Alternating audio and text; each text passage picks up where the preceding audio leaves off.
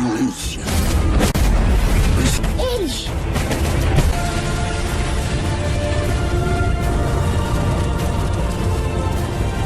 Começou.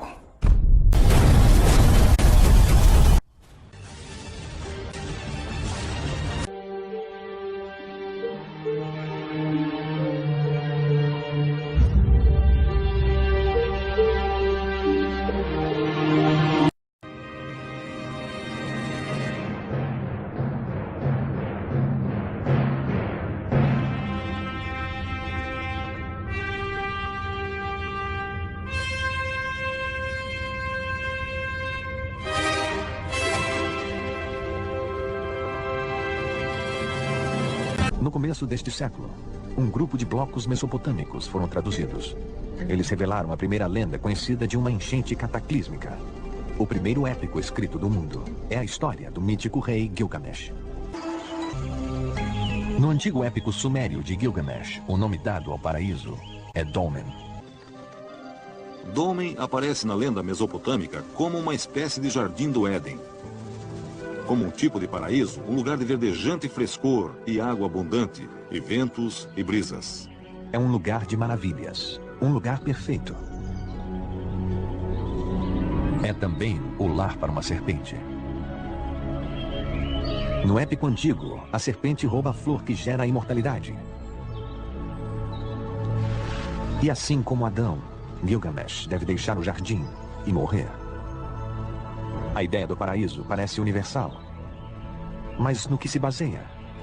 Este lugar existiu? A resposta indica um lugar encantado e real. 640 quilômetros ao sul da antiga cidade sumeriana de Ur, fica a ilha de Bahrein. Um mercado essencial nas rotas do comércio através dos desertos áridos e mares salgados da Mesopotâmia. Mais de 85 mil túmulos encontram-se nesta paisagem, provavelmente mais do que em qualquer outro lugar do mundo antigo.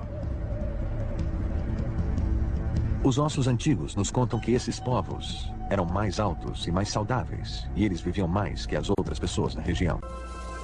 Gênesis 11:4. Eles disseram: venham, edifiquemos uma cidade e uma torre cujo tope chegue até os céus, para que tornemos célebre nosso nome, para que não sejamos espalhados por toda a terra. De acordo com o historiador do século I, Flavius Josephus, o líder dessa gente era Nimrod, o bisneto de Noé. A Bíblia nos conta que Nimrod era um poderoso guerreiro na terra. Sob sua liderança, o povo começou a construir uma grande torre.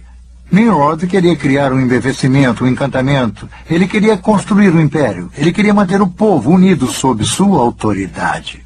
A Bíblia nos diz que Deus permitiu que os construtores trabalhassem na torre por uns tempos. Depois ele interveio.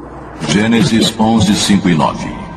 E então desceu o Senhor para ver a cidade e a torre que os filhos dos homens edificavam, e disse: eis que o poro é um, e todos têm a mesma linguagem. Isto é apenas o começo. Agora não haverá restrição para tudo que intentam fazer. Vinde, desçamos e confundamos ali a sua linguagem, para que um não entenda a linguagem de outro. Destarte o Senhor os dispersou dali pela superfície da terra, e cessaram de edificar a cidade.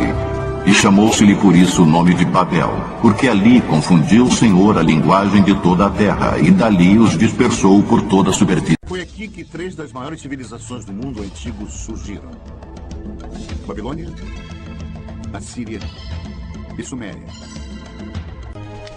A descoberta dos manuscritos do Mar Morto foi o evento mais famoso da arqueologia bíblica, mas não foi o primeiro. A ânsia por explorar a história bíblica tem uma tradição respeitável.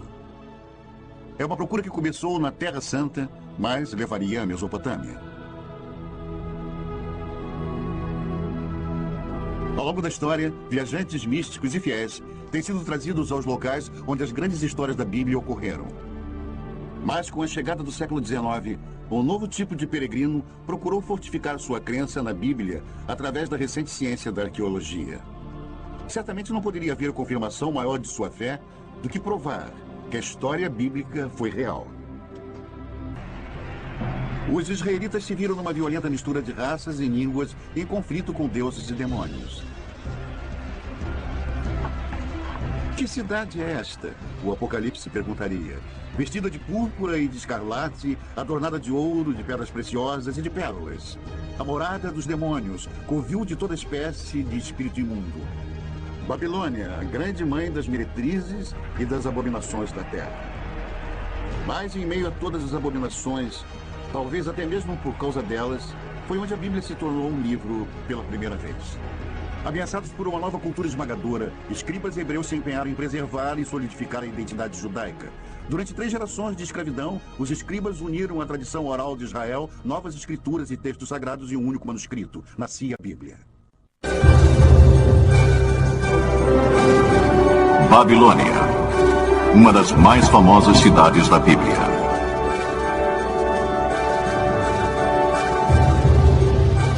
Babilônia, o império que dominou o mundo antigo como centro de comércio, de poder militar, de cultura e religião.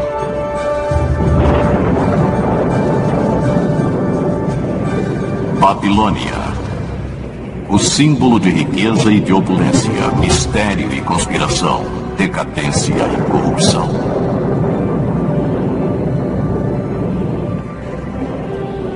Babilônia, a cidade imperial de Hammurabi e de Nabucodonosor, seu maior rei.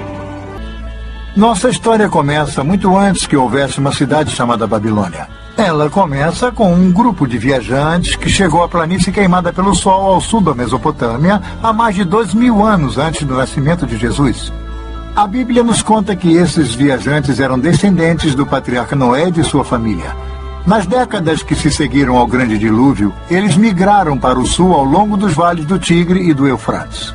Sob o domínio de Hammurabi, Babilônia conseguiu a supremacia militar na Mesopotâmia. Ele construiu um império de poder inigualável.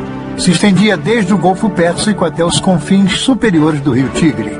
A Babilônia se tornou um centro literário e cultural de destaque, a capital intelectual da Mesopotâmia. A civilização babilônica era altamente avançada. Textos matemáticos e astronômicos revelam que os antigos babilônicos criaram a hora de 60 minutos e o círculo de 360 graus. Hammurabi aumentou o reinado babilônico não apenas por conquistas, mas também através do comércio.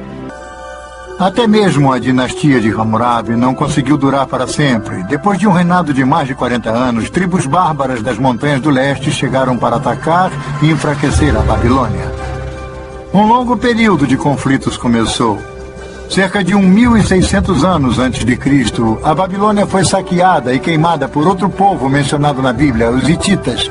Os hititas levaram as riquezas e os prisioneiros da Babilônia para a distante Anatólia, nossa moderna Turquia. E estávamos no verão de 605 a.C. Forças babilônias bem armadas realizaram um ataque rápido e decisivo contra os egípcios. Suas forças se confrontaram em Caxemir, ao norte da Assíria. A batalha custou ao Egito seu controle do Oriente Médio. Agora, quase um milênio após Hammurabi, a Babilônia mais uma vez mantinha um poder indiscutível. Mais tarde, os assírios, bem conhecidos de leitores do Velho Testamento, conquistaram a Babilônia. Foi durante o banquete, numa grande demonstração de arrogância diante de Deus, que Belsazar ordenou que servissem vinho. Ele então brindou os deuses da Babilônia. Fez isso com as mesmas taças de ouro que seu avô, Nabucodonosor, havia pilhado do templo em Jerusalém. Repentinamente, um fato estranho e aterrorizador ocorreu, bem aqui na sala do trono de Belsazar. Uma misteriosa mão desencarnada apareceu do nada e começou a escrever em letras brilhantes na parede do rei. Daniel 5, 5 e 6. No mesmo instante apareceram os dedos de mão de homem e escreveriam defronte do candeeiro na caiadura da parede do palácio real, e o rei viu os dedos que estavam escrevendo. Então se mudou o semblante do rei e os seus pensamentos o turbaram. Então entraram todos os sábios do rei, mas não puderam ler a escritura nem fazer saber ao rei a sua interpretação. Daniel 5, 13 e 17. Então Daniel foi introduzido à presença do rei e disse: todavia lerei ao rei a escritura e lhe farei saber a interpretação. Daniel 5 e 25. E esta, pois, é a escritura que se traçou: Mene, Mene, Tekel e Parsim. Esta é a interpretação de cada palavra. Mene, contou Deus o teu reino e deu cabo dele. Tekel, pesado, foste na batalha e achado em falta. Pere, seu reino foi dividido e dado aos medas e aos persas.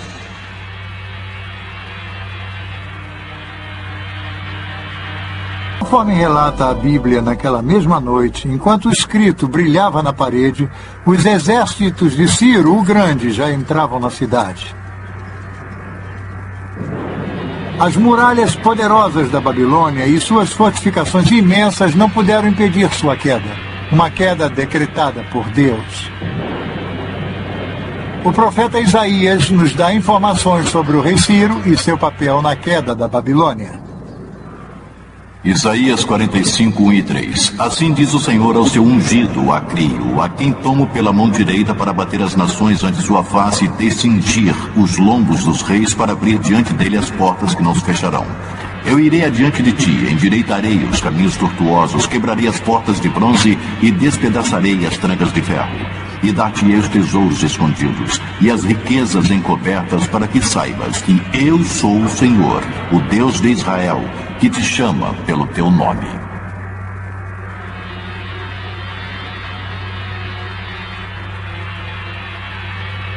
A Escritura nos dá a ideia da forma surpreendente com que Ciro capturou a Babilônia. Com suas muralhas maciças, Babilônia parecia inexpugnável, mas desconhecida pelos babilônios, Ciro havia armado um plano engenhoso. A Bíblia não fornece os detalhes, mas é descrito em grande detalhe pelos antigos historiadores Heródoto e Xenofonte. Enquanto Belsazar festejava, tropas persas estavam ocupadas rio acima, desviando o curso do rio Eufrates. O rio normalmente fluía por baixo dos portões maciços e entrava pela cidade. Aí os persas cavaram um canal. Isso redirecionou o rio para um velho leito. O Eufrates começou a ficar mais baixo, permitindo que os persas atravessassem por baixo dos portões e entrassem na Babilônia. Relatos nos contam que Ciro colocou um espião na cidade, e naquela noite ele destrancou os portões da muralha interna. Através desses portões, o exército de Ciro entrou na cidade e os babilônios foram totalmente surpreendidos. A Babilônia era tão grande que, quando as partes externas foram invadidas, os que moravam no centro da cidade não sabiam do ataque. Belsazar e seus convidados continuavam com seu desafio idólatra a Deus até que foi tarde demais, como o livro de Daniel nos conta. E então, um pouco mais de 200 anos mais tarde, Alexandre o Grande, em sua busca de conquistar o mundo, derrotou os persas e conquistou a Babilônia. Alexandre estava enfeitiçado pela ideia da Babilônia. O pensamento de que todo o mundo poderia ser unificado sob uma civilização, uma cidade, um homem. Daniel 7, 3 e 7. 4 animais grandes diferentes uns dos outros subiam do mar. O primeiro era como leão e tinha asas de águia. Enquanto eu olhava, foram-lhe arrancadas as asas. Foi levantado da terra e posto em 2 pés como homem. E lhe foi dada a mente de homem. Continuei olhando e eis aqui o segundo animal, semelhante a um urso, o qual se levantou sobre um dos seus lados. Na boca, entre os dentes, trazia 3 costelas e lhe diziam: levanta-te, devora muita carne. Depois disto, continuei olhando e eis aqui outro, semelhante a um leopardo, e tinha nas costas 4 asas de ave. Tinha também este animal 4 cabeças e foi-lhe dado domínio. Depois disto, eu continuava olhando nas visões da noite, e eis aqui o 4º animal, terrível, espantoso e sobremodo forte, o qual tinha grandes dentes de ferro. De acordo com muitos comentaristas, o urso da visão de Daniel simbolizava os medas e os persas, e com certeza o Império Medo-Persa substituiu o babilônico. O leopardo de 4 cabeças tem 4 asas e representava Alexandre o Grande e as 4 divisões de seu império. A 4ª besta foi identificada por comentaristas como sendo a correspondência ao Império Romano.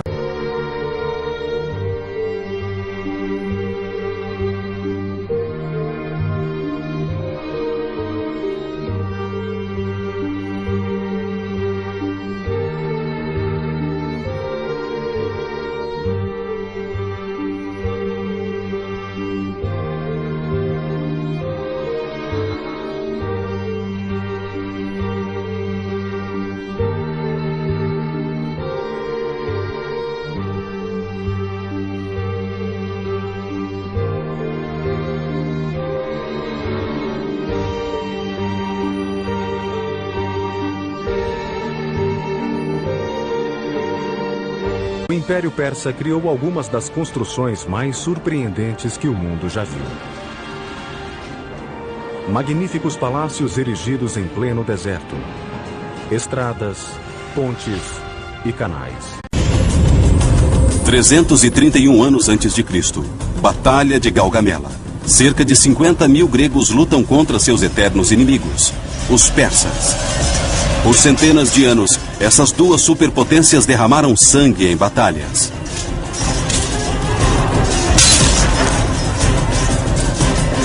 Os gregos têm a metade de homens. Mas neste dia de outubro, eles terminam vitoriosos e transformam a trajetória da história.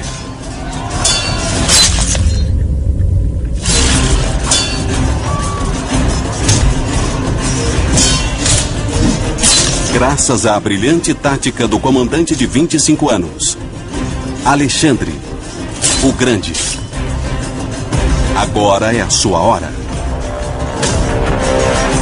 Alexandre tem uma espécie de aura maior que ele. Ele é bonito, musculoso e extremamente carismático. Suas tropas praticamente o idolatravam. Em menos de 5 anos, ele conseguiu organizar um grande plano estratégico na Grécia para invadir a Pérsia e destruir o Império Persa. Em 5 anos, ele conseguiu eliminar a oposição e finalmente foi capaz de forçar uma batalha terrível, onde hoje fica o Iraque, na Batalha de Gaugamela. Ele destruiu os últimos remanescentes do exército persa e, pela conquista, virou o imperador de toda a Pérsia. Agora o Império de Alexandre se estende da Grécia para o Egito, até o atual Afeganistão. Um dos maiores impérios do mundo. Mas o apetite de Alexandre pelo poder e glória é insaciável. 5 anos depois de derrotar os persas, ele está pronto para um novo oponente. Com seu exército de 32.000 homens, ele se posiciona na margem do rio Indo, pronto para a próxima conquista. A Índia. Foram 8 longos anos para Alexandre, que nem tinha 30 anos ainda. Agora, ele era imperador da Pérsia depois de derrotar o poderoso Império Persa em uma campanha muito sangrenta. Era o faraó do Egito. Nem precisou levantar a espada lá, eles desistiram. Agora ele ia bater na porta da Índia. De uma perspectiva geográfica e estratégica, o problema era que para chegar à Índia seria preciso atravessar 2 grandes rios. O Indo e o rio Hidáspes. Para a maioria dos exércitos, esses rios eram grandes demais para atravessar. Mas não para Alexandre, cuja perspicácia e planejamento são lendários. O Alexandre sempre parecia, em qualquer batalha que lutava, ele sempre parecia estar no ponto crucial, onde a tática mudava. O ponto crucial, onde em vez de ir para fora, vinha para dentro. Onde atravessava a lacuna, em vez de ir por fora. Como fazer isso e, ao mesmo tempo, auxiliar seus homens, é um talento raro. Agora Alexandre desloca sua infantaria pesada contra o meio do exército. Mas Poros não desiste. Ele manda os arqueiros atacarem. O arco indiano tem 2 metros de bambu forte e flexível. Para estendê-lo totalmente, o arqueiro deve firmá-lo no chão e segurar com o pé. O tamanho enorme resulta em uma força inigualável. As flechas com ossos afiados ou pontas de metal podem perfurar qualquer armadura. Mas devido ao tempo, os arcos são ineficazes. Choveu na noite anterior e todos aqueles milhares de cavalos, homens e elefantes deixaram o chão lamacento. O exército indiano não tinha costume de lutar em épocas de chuva. Os arqueiros não conseguiam prender as flechas. Azar de Poros.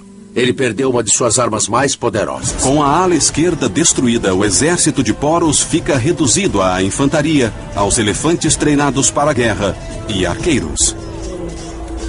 Não era só lutar contra o elefante.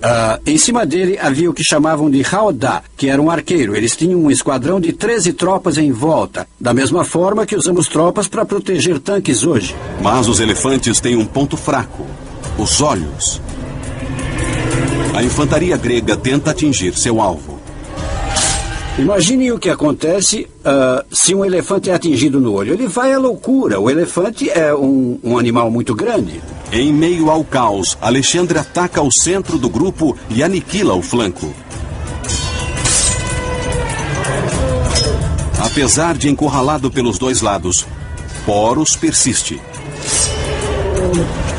O exército começa a se desmoronar sozinho, num grupo gigante de 10, 12 mil homens, animais, carruagens, burros, cavalos. Eles não podiam se mexer e a infantaria não parava de pressionar. A cavalaria pressionava pelos lados.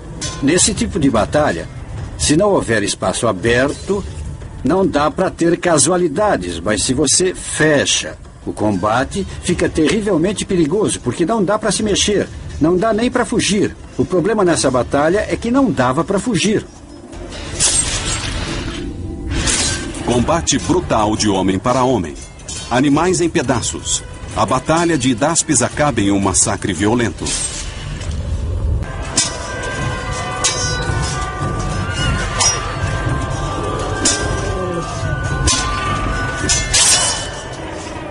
Seres humanos foram esfaqueados e golpeados, barulho, gritos, e o campo de batalha rapidamente ficou coberto de sangue, entranhas e pedaços de carne humana.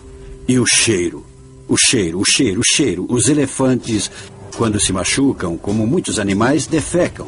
Imaginem isso também.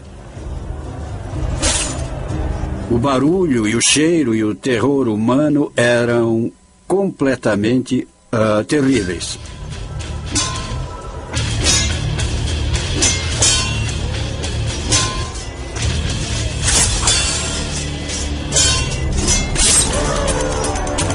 Alexandre reconhece em Poros um espírito guerreiro familiar.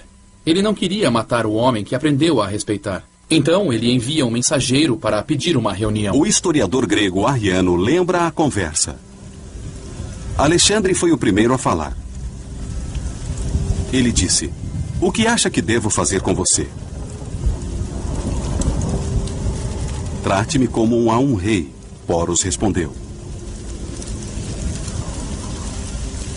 Alexandre fica tão impressionado com a dignidade e compostura de Poros que decide deixá-lo como rei e manter seus territórios e súditos. E gregos. Agora os homens de Alexandre percebem que o objetivo de seu líder se tornou uma missão suicida. Eles têm lutado arduamente e a revolta está no ar. Ele tentou convencê-los a continuar. Ele era inspirador, suas tropas eram leais, mas elas não aguentavam mais. Alexandre, em constante harmonia com seus homens, acaba cedendo à vontade das tropas e se direciona ao sul, de volta à Babilônia, onde hoje fica o Iraque. Mas sua aventura no Oriente pode ter-lhe custado a vida. O mais provável é que ele tenha morrido de malária na Babilônia, segundo a história diz, ou ao menos os livros dizem, porque ele era considerado o faraó do Egito. O corpo dele foi enviado ao Egito, onde foi embalsamado e colocado em um caixão de cristal. Alexandre o Grande, um dos estrategistas militares mais brilhantes da história, morreu aos 33 anos. O conquistador da maior parte do mundo de hoje. Sua história e liderança continuaram a inspirar grandes militares da história. Alexandre o Grande lutou por mais de 11 anos e 30 mil quilômetros, sem nunca perder uma batalha. Ainda assim, ele não parecia satisfeito. Ambição, conquista, luxúria, homicídio e o poder de uma tecnologia sem igual. Essas são as pedras fundamentais do Império Romano.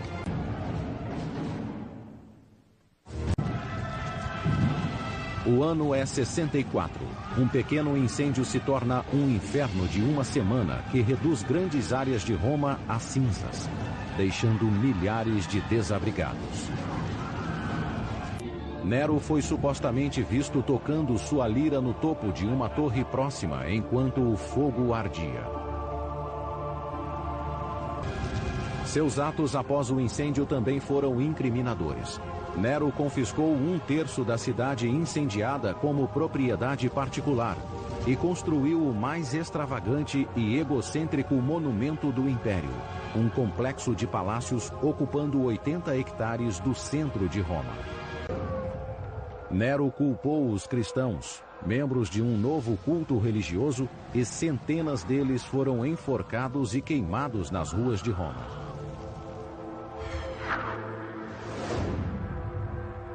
Esse foi o mais recente de inúmeros atos abomináveis do legado doentio de Nero. Violentos, sangrentos, exploradores, emocionantes. Os jogos no Coliseu eram o grande espetáculo romano. E todos os presentes admiravam as proezas de engenharia da civilização mais avançada do mundo.